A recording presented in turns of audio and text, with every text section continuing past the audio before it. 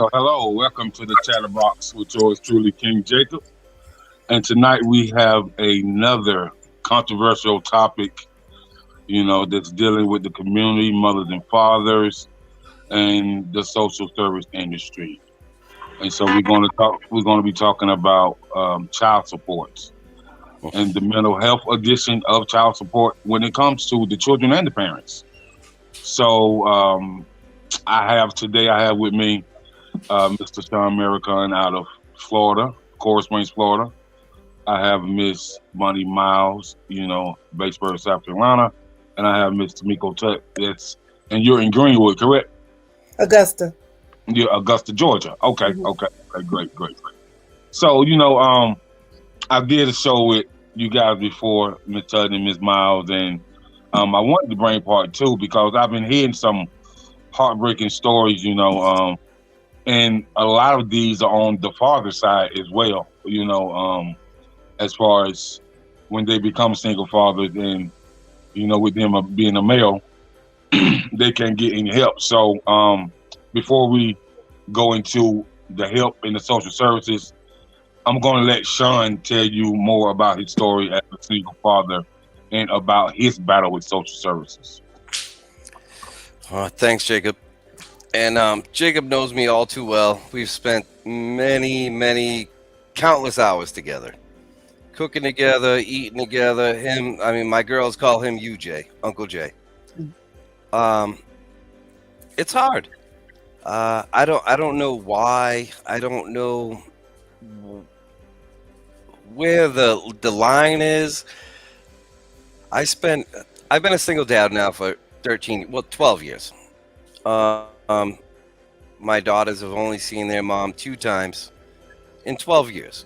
And the only reason that they seen her was because of the death of my mom and my dad. And we flew up to Massachusetts, of course, for their funeral. And I was like, hey, we're here. Do you want to see him? Yeah. It was a couple hours of basically nonsense.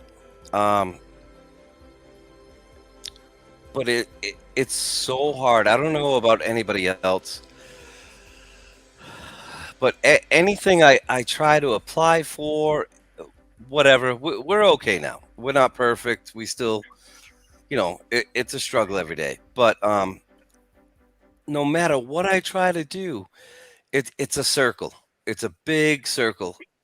You talk to somebody, you're on the phone for 4 hours, and at the end of it, you're back with the person that you started with.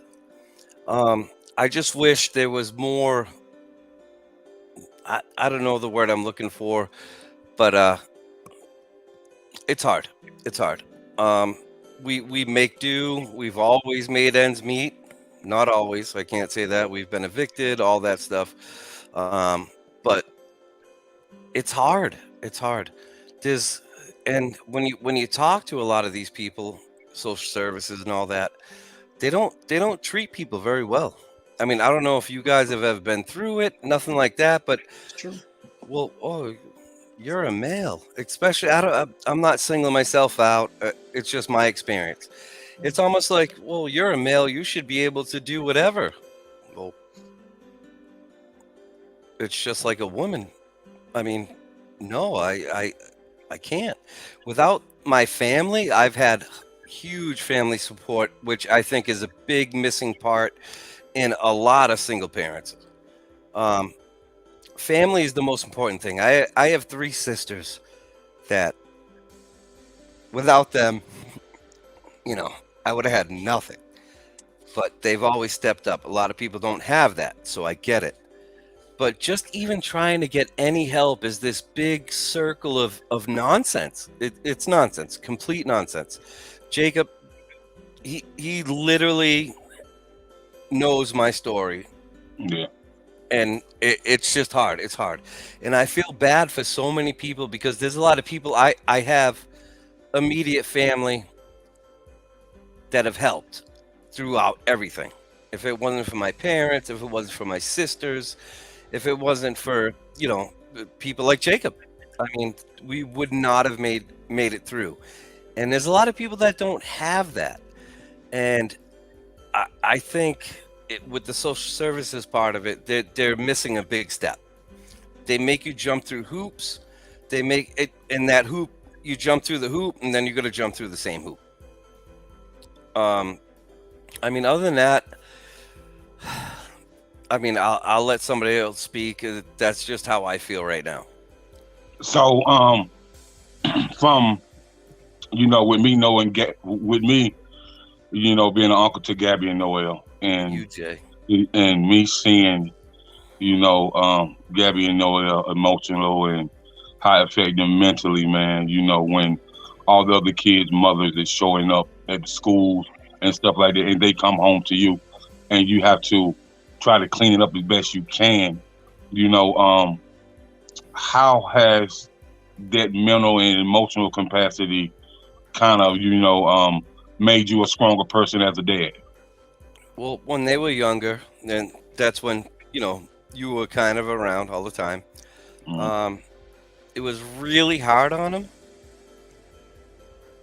but now they're older. They're 13 and 15 now. They have their mom's number. I have no contact. It's just there's nothing more for me to say. You know what I mean?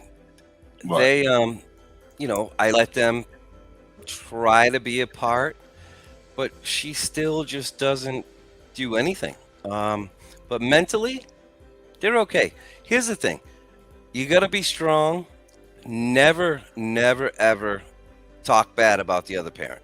Never. That's right. Because that just makes you look bad.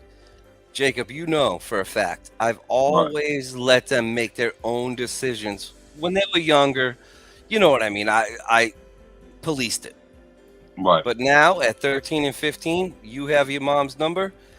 You do what you want. I do want to see the text and stuff. I'm not going to ever be angry at what you said or whatever.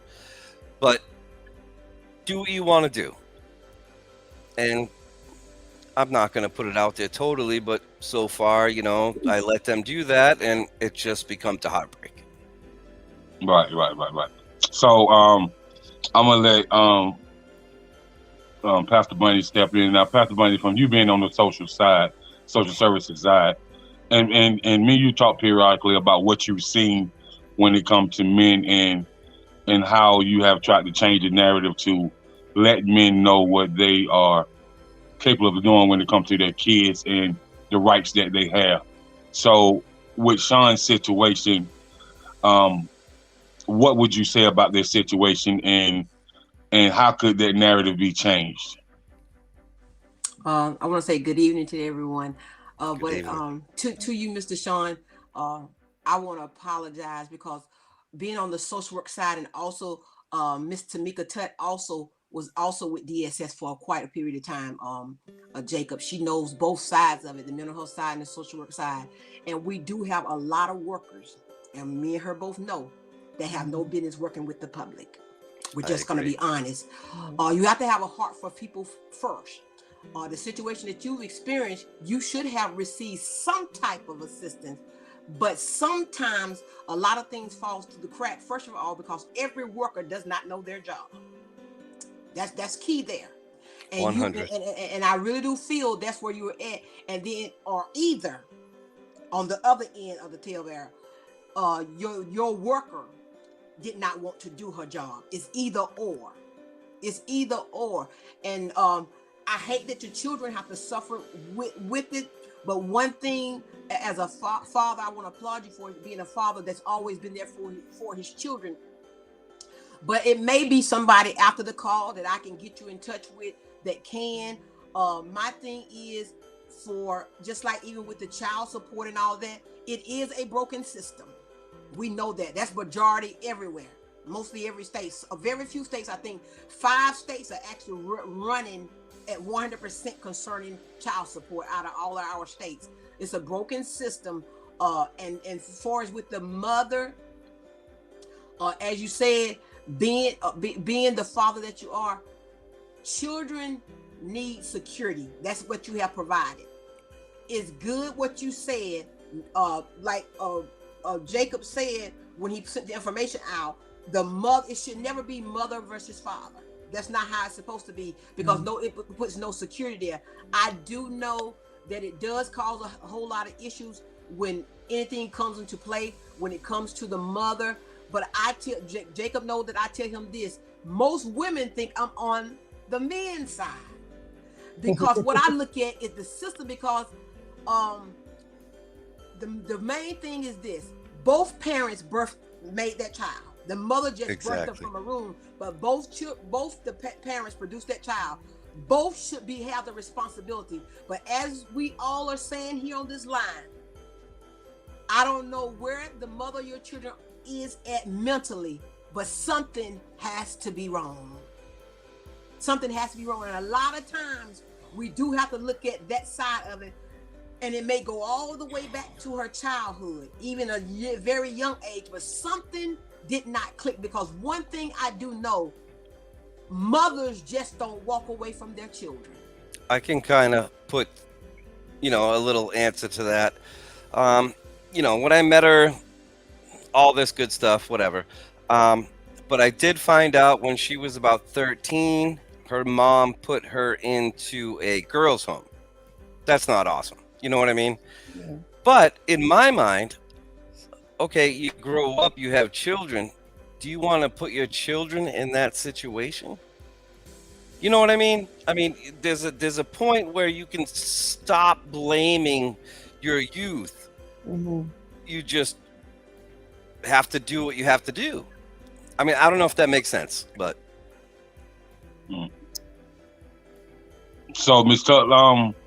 You've been on both sides of the fence, and I'm gonna say it's hard to be on both sides of the fence. I've been on a few sides. I'm still trying to figure out. Miss Tut looks real comfy right now. I told y'all it was past my bedtime, and I'm just, but right. I love it when the topic is important. That's what my heart is, and I've always been a huge fan of when someone comes to you for help.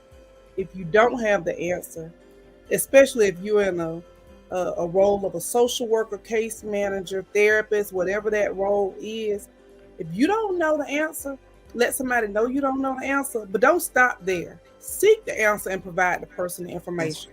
If I call to an agency and I say, hi, I got custody of my kids, I just want to know, how do I go about applying for food stamps?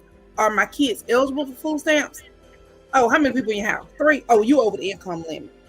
But there are some exceptions to that. There are definitely some exceptions to almost everything. It depends on the state. It depends on all kinds of situations, because every state has different guidelines and regulations as far as income guidelines. What Georgia has, South Carolina might not have. The income, I mean, everything is similar, but not necessarily exactly the same, And I'll give you an example. I don't know if this is still relevant today, but back in the day, in South Carolina, it didn't matter what kind of car you owned. You would qualify for benefits. So you had a brand new Lexus, you can get AFDC. They didn't count that resource because they realized in South Carolina, I might have had a dynamic job. Okay. I might have had a wonderful job and I might have lost my job. And the state was like, well, you have this car, you still need the vehicle, right? But in Georgia, if your car was valued at a certain amount of money, it disqualified you from getting certain benefits. Exactly. You see the difference? So those are the things that people need to know. Just in personal experience, I am seeing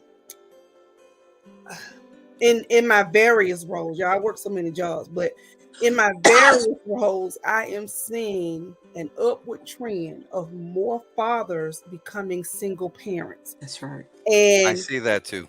The reason, and I'm just going to talk about my own personal experience with this regard. I'm single, so I'm dating. I have dated about 3 different guys, and each one of them were either in the process of getting custody or just got custody of their young kids. And I commend them for that. I commend them for that, because that a lot of fathers are now stepping up and seeing the importance of not only being a part of their kids' life, but now guess what? They are the custodial parent. You are actually, your child is actually in the home with you. You are the primary caretaker, the decision maker. And I think what happens with child support and mental health is when you use child support as a bargaining chip, when you use it as revenge, when you can't have a conversation. You know, my grandma used to say back in the day, you knew what that person was before you laid down with them. You knew. And that's a hard pill for everybody to swallow. And sure. No, go ahead. I'm sorry. Well, part of swallowing that pill is going back to that therapy thing. You got to accept and meet people where they are, right? But when you got feelings involved, it's hard to do that. See, that little stuff that those people had going on when we were just looking at them and in love with them or in like with them or whatever, we didn't see how somehow later on, if we created a family, how this would transpose and come over years later.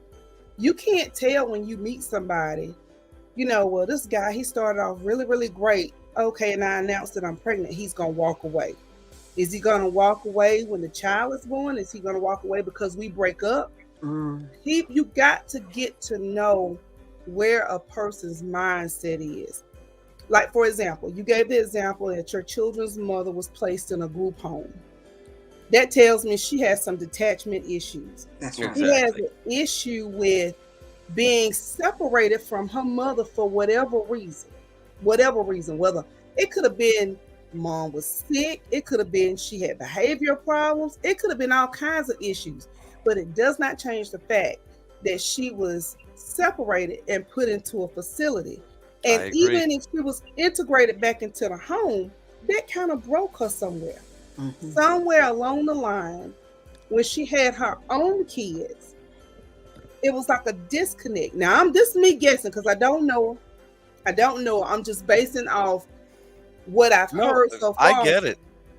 What I've heard so far about her not being in the kid's life. Most moms will go to hell and back for their children. That's right. Exactly. And I'm one of them. I got a grown one that I still can't let go and two little ones at the house. And it's just like, I give them my last. I make it happen. I mean, I have stayed up nights. I've worked multiple jobs. I've gone to school. They were my motivation for everything.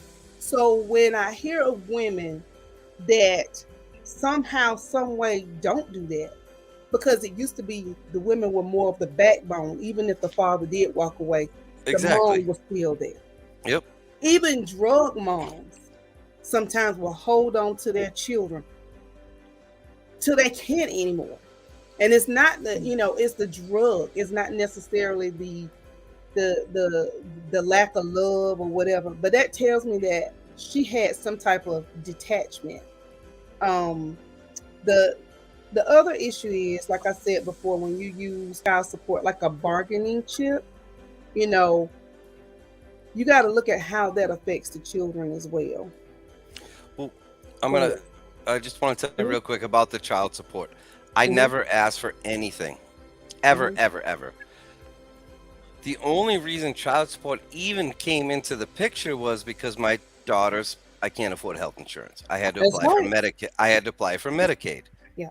They made me go through, in Florida, it's called, I don't even remember. But if I didn't take her to court for child support, the kids would lose their Medicaid. That's right. And I didn't want to do that. So, I mean, to be honest, it sucks. Yeah, I could use help, but I don't want it because it's been so long. But they made me go through the system. You know what I mean? And then here's the funny thing.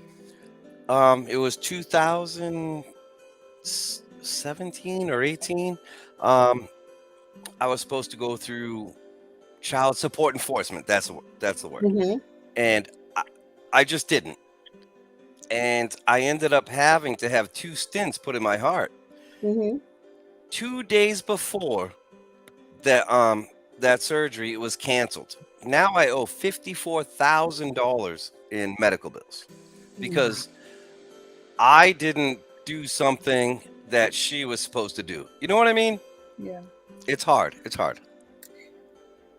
Because I never asked for anything. I've never in my life, Jason. You can be my, But that's the thing. A lot of people feel guilty for asking for things, but when when you have a child or children with someone, the expectation should be that that person should be present and helping. But if they're not, thank God that there are programs that, you know, are out there in each state that are willing. But like I said, each state has different rules, you know. So the thing of the matter is, you have to realize that you are entitled to that. The children are entitled. And it's very hard to get that entitlement. Yeah. And it should be. Medicaid should be one of those simple things. Now, I will say this. I don't know how long ago that was, but COVID has really, really caused an issue. You have people working from home that are not good from working from home. And I'm one of them. Right. You have people that, you know, they do better with somebody over them or whatever. And then you have like the rules were changing from week to week with a lot of these agencies. Oh, they can come in the office. The clients can come in. No, they can't come in. You can only call. I know from experience, I've had to call DFAX myself for clients, and I can't get through. You can't leave a voicemail. The voicemail is full. I actually had a DFAX worker call me back. I made a mistake and left my personal cell number instead of my office number. Call me back at 11 p.m. They are overworked, underpaid. They are. And it's not enough of them. It's not enough of them. And unfortunately, you know, I see both sides, but it still does not excuse the people that do not do what they're supposed to do, even when you are in that role. No, you know? I get it. Yeah, and it is unfortunate. So with that being said, you know, Pastor Bunny, what are the type of programs that they have for single fathers nowadays? Or is there any, or have they created some new ones? Because there are a lot of single fathers out there now, way more than there used to be. So are there any programs that, you know, you can really tell us about? Across the board, not any major programs. A lot of the programs are geared more so toward women, but there are a few programs for fathers. But the main issue with some of those programs are that a lot of those fathers have to work to take care of their children, and to qualify for those programs, they have to attend certain programs during certain times of the day. Then a lot of fathers can't do it in order for them to receive a lot of those benefits. That's one of the issues. But one thing that's missing out of everything that we're saying is, as me and you talked, Jacob, earlier, the community has to do their part. I understand. I agree. The first thing that most people gonna say is, I didn't tell them to have no children. They should have known this and that, all that stuff. Yes, we got to get past that phase. Or do you have if you really have a heart for people, you shouldn't have to have a title in order to help people. Yeah. The main thing is, we have, regardless of whether a person is a believer, as what I'm talking about in God, or whether they're not, as a church, I'm not talking about any other organization, the church should be first.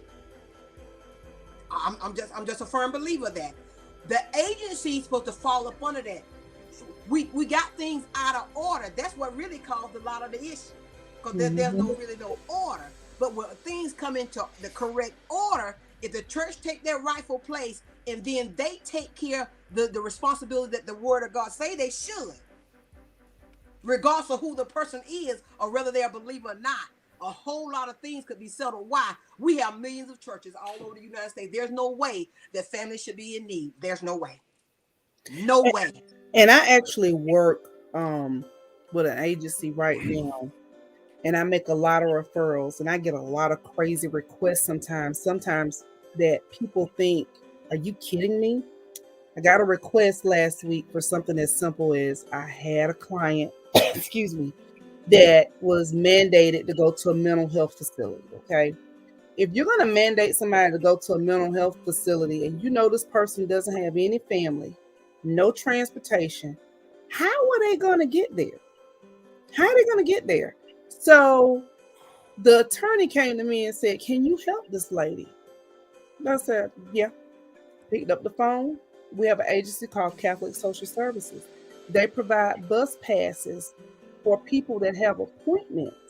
Now, the problem with that is I had to research over and over, and I mean, just trying to find people, because you got this organization that only does this, and you got this organization that may have a clothing closet. You got this organization that may do temporary free child care or various programs. There are so many programs and resources, but nobody, even the agency that I am at, we are looking at hiring a person to pool all this knowledge of these resources, so that when I know I need bus passes, whoop, this is who I call. And I love that. Sorry to cut you off, because no problem. Whenever you look at, like I said before, whenever you're looking for any resources, it's a big circle, and you just end up back to the first person that you called. Yeah. So that's awesome. I love that. And you got to be a talker. And I'm a talker. Because the lady with, now y'all think this is nothing but a bus pass. I almost just said, here lady, here go the money. You know, bus pass means the world to some people. And it did. And my thing was, this lady didn't have a phone. She didn't have a phone. And my job is to I could have sent her a letter. Okay, I didn't know if she had a mailbox at her house or a P.O. box or anything. So I said, you know what? She lives right around the corner from my job. Got in my car, went to her house, had it written up in a letter in case she was not home. I was going to leave it on her door, what she needed to do, but she was home. I asked her, did she need my help? She said yes. I gave her all the information, and it was done the next day. Sometimes as a case manager, social worker, whatever, mental health therapist, you have to go the extra step. That's right. And if you can't do it, then at least give your client that information. At least let them know or steer them in the right direction. You know, it bothers me when I can't help people. And that's how a lot of social workers and therapists get burnt out, because we do have a desire to help people. I want to say something about that real quick. Sure. Social work is a stretch so thin that, you know, people like you, what you did is awesome. There needs to be more help. You know what I mean? I agree. You just don't get any, I don't want to say customer service necessarily, but a lot of them just don't care. They just want to check. Yeah. I worked my 40 hours. That's it. I'm done. But people like you makes a big difference. I appreciate that. You gotta have tough skin to be in this line of work. You know, somebody that may have been frustrated might just cuss me out. That's okay.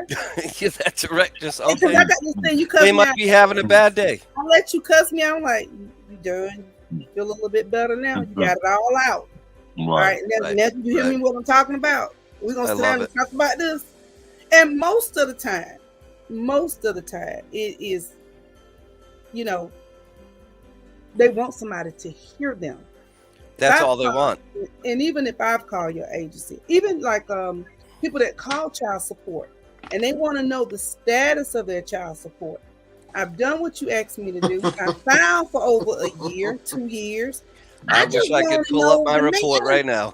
Yes, I done told you the lady working at Walmart.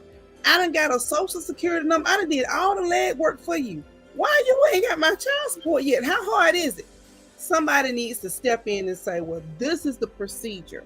This is why it's taking so long. The courts are backlogged. We need to have this information, or we can't serve her. We haven't found her, or she no longer lives at this address that you provided. There's all kind of things that come into play with that. Yep. So, and it's complicated as well. I like what you say real quick. Okay. They don't even have the answers. That's right. No. Everyone's confused. Can I say this for a minute to intercept? That's when we come, okay, the next step. Concerning child support, like Tamika said, a lot of mothers have a misconception that when they file for child support also, mothers and fathers, but mostly mothers, because we have majority mothers that file first. They have a misconception that their income doesn't count. Child support takes both sets of income and they look at it. So what you're hoping for may not always be what you're going to get, because your income is also counted. You have some mothers that make more than fathers, but they feel like because that he's the father of those children, that he should be paying a maximum a certain amount. You have to remember, when you go through DSS or other agencies, besides getting you a private lawyer, DSS gonna get their cut, and they get a major cut. Yeah. So a lot of people say, well, my check went with $13, and I know he paid $45 a week, but you had to pay the state, and all the other people had to be paid.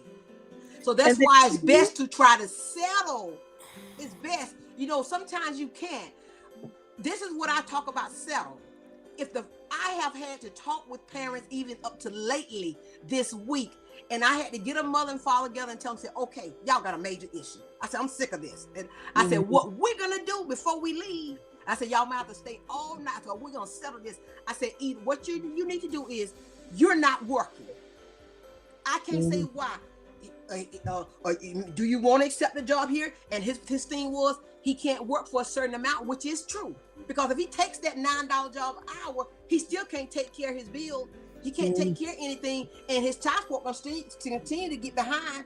Yep. So I told him, until you get a job, she working. She shouldn't have to pay no babysitter because she's overqualified for ABC voucher by $126.35 a month. So she doesn't get ABC voucher, but she got 3 children under the age of 10. They can't be home by themselves because next they'll call child protective services to be done took your children. So fathers and mothers are gonna have to work together, and that's one of the awesome things that happened in that situation. We got it. So the father is gonna be getting the children after school. He's not working. Yeah. And then instead of her, when she gets off work, coming directly to get the children, she'll go home and give her a few hours of sleep, and everything, do some things that she do some errands, and then she gets her children. He didn't want it like that, but that was the best thing to work for him because he knew that he could not afford to go back to court because he already has a criminal case. So we got to bring all of it together. Incarceration system and the child support system are 2 of the biggest business systems in the United States right now. They're pulling in more money on those 2 systems than anything. So when you got a convicted person who has a record, who is already incarcerated or either out of incarceration and has to pay and he's on probation and he's paying. If you're on probation in most states now, except for 9 states, you're paying a fee, and then you're also paying for anklet braces in most states. And within the next 3 years, all states will be doing the ankle braces when you come out on probation. That means when you come out, you got to pay some money. When you come out of jail, they give you 72 hours in most states to pay that $300 fee to probation and parole board. And if you don't, you automatically get locked back up and have to serve the remainder of your time. That's before you do anything, and you're already in the rears with your child support. It doesn't stop. It doesn't stop. And so the system has to be fixed because it's really mothers and fathers who are paying child support. The system is killing them. And they don't realize, make that your last option. And fathers really, really, really need to know their rights because a lot of them don't. Yep. And I know Jacob probably gonna go there later.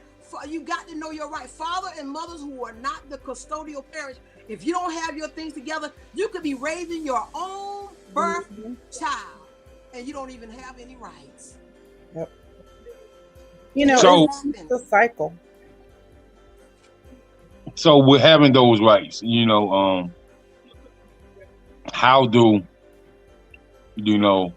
professionals that work in the social services industry, how do they really take time to explain to the male and the female what their rights are, and why men really don't know their rights? So like, have it been such a thing that has been by the wayside where most males believe that they don't have any rights, and so why is it?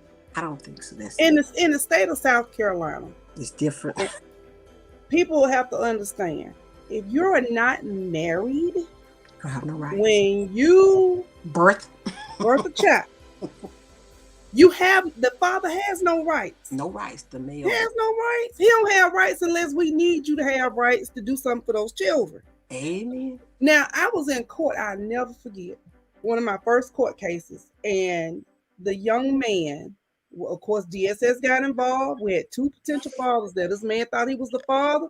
DSS goes in. The first thing we have to do is establish paternity, right? This was not a newborn. And the mother came forward and said, no, I think it might be somebody else. I just never said anything. So this young man was paying child support for about 4 years. Okay.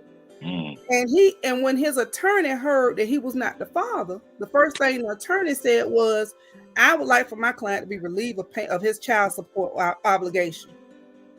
You know what the judge said? The state of South Carolina does not bastardize children. That's right.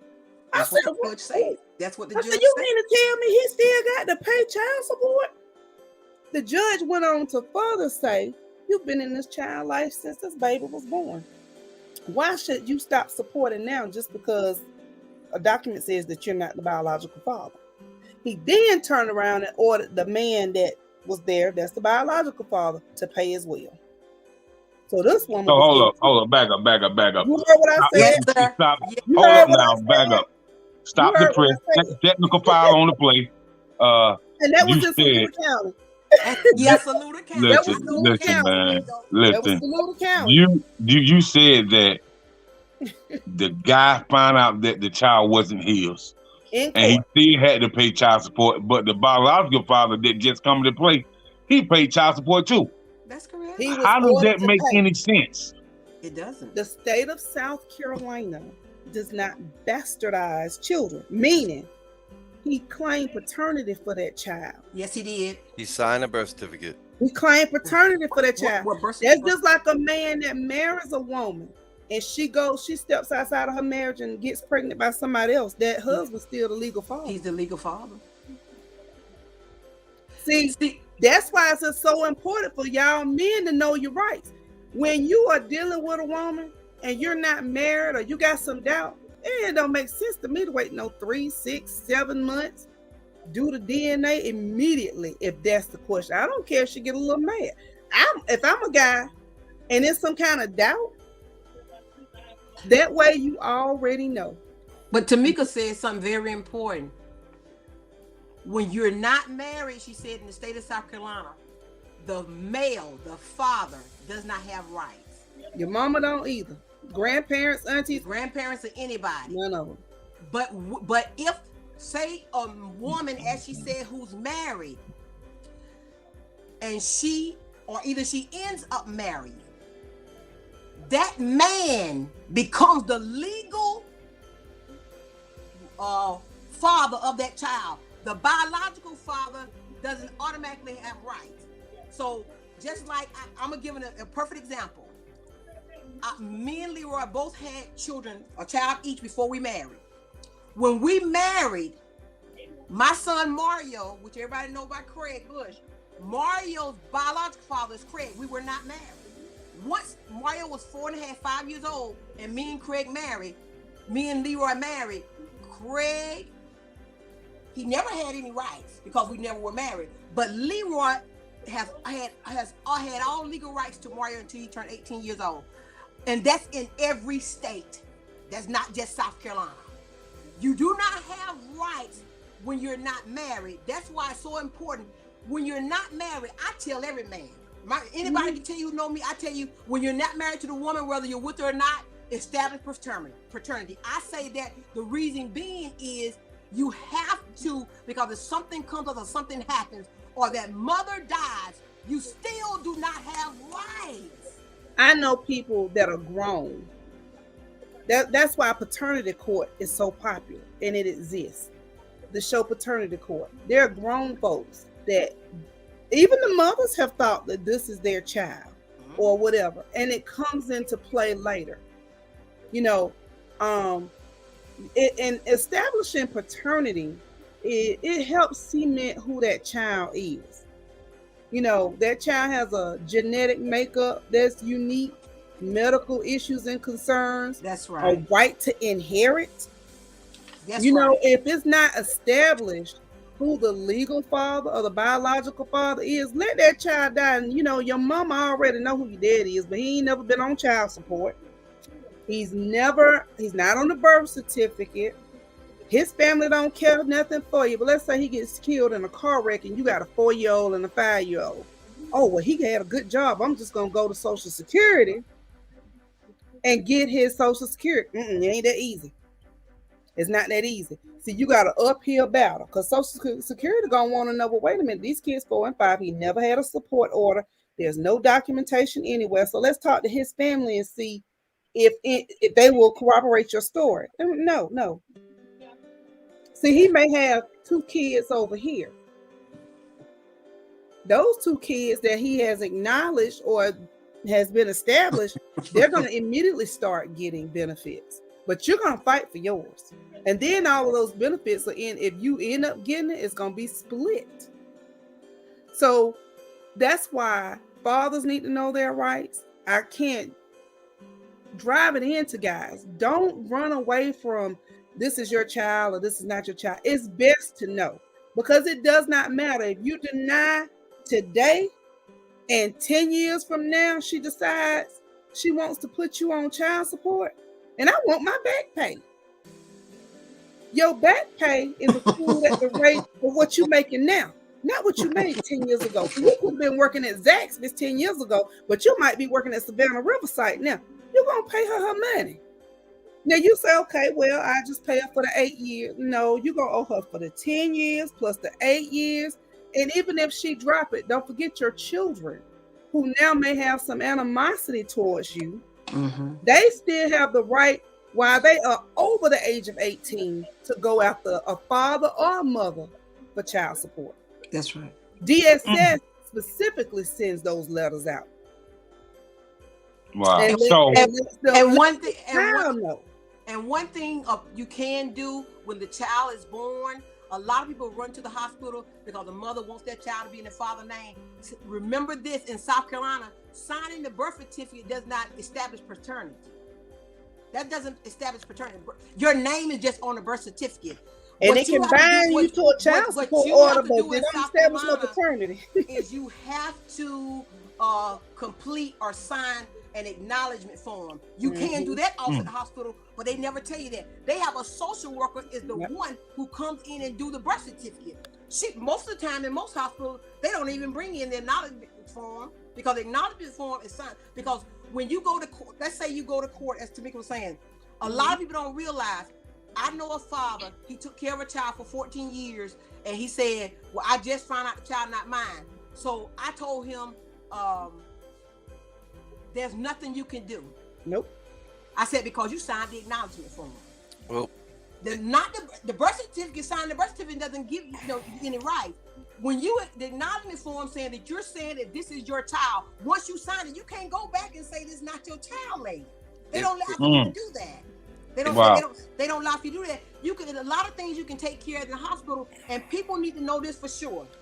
DSS, if you are unsure, if you have any doubt that you're the biological father or biological father of a child, DSS can provide the testing, and it's free.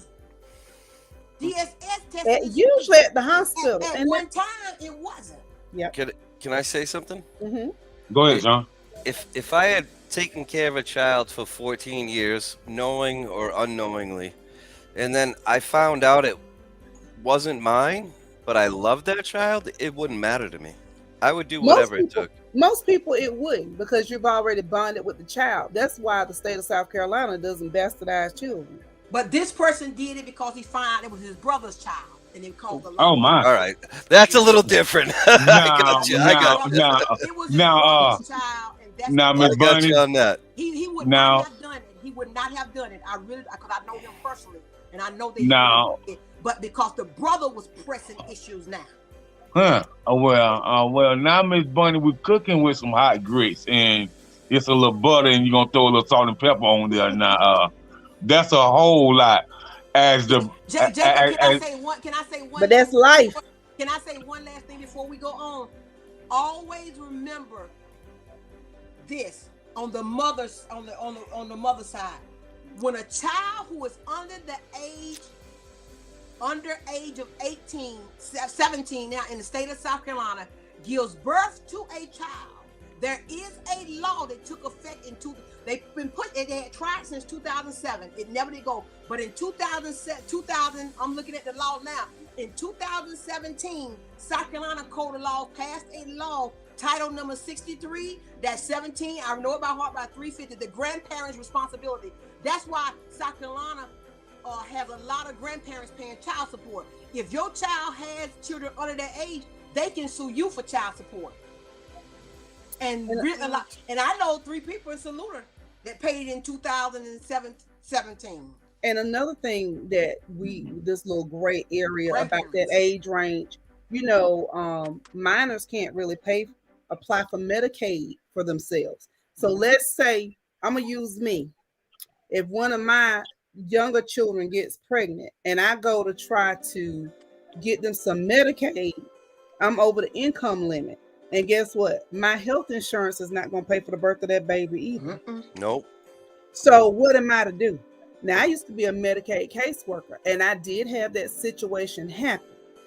It is that gray area that nobody thinks about. But who is responsible? It falls back on that parent. The parent of that pregnant person. So you're telling me, even though, situations get tight, things get heated when things like that come up. You never know what emotions are going to come out of it. That's and right. I think that's what people miss when child support and all this stuff gets involved. I'm a divorcee, and when before my husband and I divorced, we sat down and thank God we were able to act like human beings, except for about 6 months. We had crazy about 6 months, but during the time when we sat down, we knew exactly what we wanted. And the county, the judge, my lawyer, his lawyer, everybody in agreement. We sitting up there getting ready to get divorced, thinking I'm gonna walk out of there a free woman. And guess what? The judge said they got to testify. I said, so my attorney come out red, his attorney come out red in the face. We're trying to figure out. I said, wait a minute. So the kicker to my divorce was I did not want any child support. I didn't want a monthly stipend from my soon-to-be ex-husband. He had agreed to purchase a home for me and the girls. And we had all of this worked out. So I didn't need that. And it was written up, but the judge didn't want to agree. Now, if me and this man that been married 20 years can sit down and come to a decision, how you gonna tell me what's fair? We made this decision as grown adults. So I can lose. I got a good cool story when you're done. Yeah, I can lose my cool. We sit up in the courthouse and the lawyer comes out there and his lawyer looks at me and said, well, you got to testify because she got some questions for you. I said, I'm not putting my business out there. I said, she can't make me get divorced today. I withdraw the action. Thank you, salute to DSS and state of South Carolina. A little bit of while. I withdraw that. I will not get divorced here today. And so I said, I looked at my attorney. I said, how much more this gonna cost me? I said, can we move this? She said, we can move it to Greenwood County. Sat before another judge, same arrangement, same everything. I was divorced in 5 minutes. That's all right. That's all right. I tell you, what I tell people is knowledge is power. Yes, it is. It is. That lady, I'm sitting there. The one thing I'm trying to avoid, you're not finna call me up in there and rake me, him, and the attorneys over the court and go through all this again when we have already decided. So right. Research yourself sometimes. That's and right. if you don't understand or if it gets confusing, because the laws can be very confusing, but in every state there is usually some type of agency. I forget what it's called. Is it the Law Center of South Carolina? In Appleseed or something that used to Appleseed that you can call and they can answer a few legal questions. They don't advise you, but they may be able to interpret a law and break it down in plain English for somebody. Because sometimes legal stuff is complicated. Right. It's always complicated. Right. So I just wanted to put in, it was kind of like what you were saying. So I had a son when I was 16. Mm-hmm. His mom is still one of my best friends. Mm-hmm. But at 16, you don't know what's going on. But at 18, we had drawn up our own little what we were going to do. You're going to pay this, you're going to have them this day, we're going to have them this day. And we brought it up, and of course, at first you go to the, who is it before you see the judge? The Court. Exactly. we showed him, you know, what our plan was at 18, and we weren't mad at each other. There was no issues. We just were kids, and we brought it to the judge. We, of course, first the clerk of courts, and they accepted it. We brought it to the judge, and he looked at it, and he's like, at first I thought we were in trouble. He's like, "You guys kidding me?" They couldn't believe it. I was like, "What?" He's like, "You two came up with this, and you're 18." We're like, "Yeah." And then he like looked at the court. He's like, "Do you see this?" He's like, "You guys are grown." He's like, "These are kids that have had a kid for 2 years, and they came up with this." And we stuck to it. Eventually, my son, he went to Catholic school, graduated with honors, went on to Boston College with a full ride. We were lucky, of course. You know, we couldn't have done that without our families. My parents, my sisters, her parents, her sisters coming together. It takes more than just the immediate two and the child. That's right. It really, you know, it sounds cliche. It takes a village. Yeah. It really does. Nobody's going to raise a kid by themselves. You can. It's been done. I get it. I'm not saying that. But my whole life, without my family, even just raising my 2 daughters, my youngest one sitting right here, if it wasn't for the rest of my family, it wouldn't have happened. I think the biggest thing in this country is the family unit's gone. It's gone. Everyone wants to argue and complain about this, and it doesn't matter. When it really comes down to it, you just need that unit. The picture that I saw mostly at DSS when I was doing eligibility especially was usually you would have a mom to come in and apply for, she gives birth, she comes in, she's applying for benefits, and you know, the father may not be involved or involved as much as he needs to be. And then the mother is forced, in a sense, to apply for benefits for the survival and the care of her kids, right? You know, she gets the AFDC, the food stamps, Medicaid, housing sometimes, WIC, you know, for herself and her child or children. And then she can, you know, she may or may not, like I said, get sporadic support from the dad, you know, and he's absent for whatever reason. But if he's not willing to provide, you know, monetary support or any assistance to the mom, you know, she's at that situation where she's forced again to put him on child support just to receive those benefits. And, you know, and I know it's cool because sometimes moms don't want to do that. They don't want to break the peace, you know, and, you know, mom has hard decisions to make because, see, the daddy might not be doing anything, but his mama might be doing something, or his sister might be doing something. And when she makes that decision to put him on child support, well, then auntie mad, grandma mad. So nobody does anything. Well, she put me on child support, that's all she gonna get. So y'all understand, you know, now you got this cycle because she's trapped. She's got all these benefits, right? She's housing, food stamps, Medicaid, barely making ends meet. So she decides she's gonna get a job. What happens when she gets a job? She gets nothing. Her rent and housing gonna go through the roof. She's worse off than she was with the job. Trust me, I know. I know. Benefits gonna be reduced or even stop. Possible child care issues because depending on whatever income she in, she might can get a voucher, she might can't. These are the issues. It's like a vicious cycle. It's almost like I have to decide, am I going, and this is how I am. I'll go to the man and say, listen, this is my situation. My ex-husband, I don't say nothing too much negative about him because when I was, you know, single and working and he was doing everything he was supposed to do as far as in the regard to our kids, I ran into a child care issue. I work weekends. It's hard to find a babysitter on the weekend, and they were too young to leave at home. Now I make good money on the weekend, so I'm like, I can pay somebody. Now my ex-husband was a long haul truck driver, so what he did was he said he was in Texas. I'll never forget it, and I developed a newfound respect for this man after this. He said, when you go to work, I said Friday. This was like a Tuesday. He drove all the way home, no load, and kept the kids that weekend. And he tried his best to coordinate his schedule so that he can be home on the weekends that I worked and get those kids. And that made all the difference. So when somebody can bend over backwards that, this is taking money out of his pocket.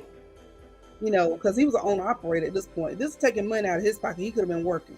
And I tell people, just because you're not together, just because y'all done argued and did whatever, if you can focus on the benefit is for the child.